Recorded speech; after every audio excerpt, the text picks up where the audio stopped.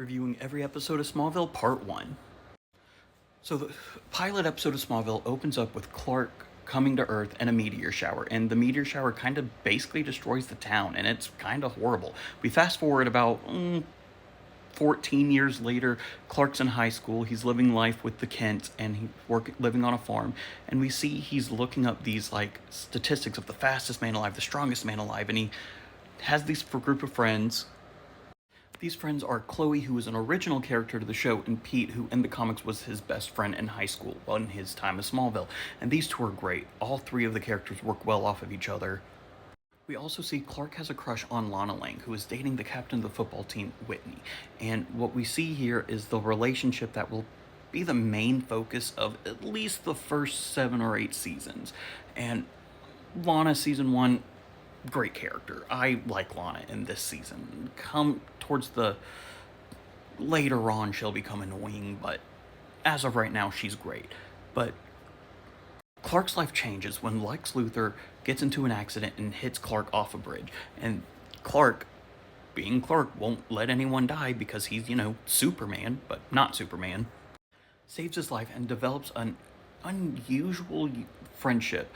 Looking at it now, because Lex is supposed to be late or early 20s, maybe 21, 22, and Clark's a freshman in high school. So the circumstances of the friendship's a little weird, but both actors make it work. Tom Welling here, one of my favorite Superman's, favorite Lex Luthor. It's great, and they make it work, and the rest of the supporting cast is great. Take the Kents, for instance.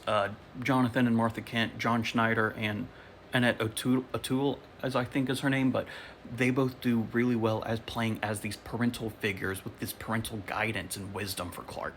And it's really cool getting to see how these parents love and care for their son, even though he is an alien.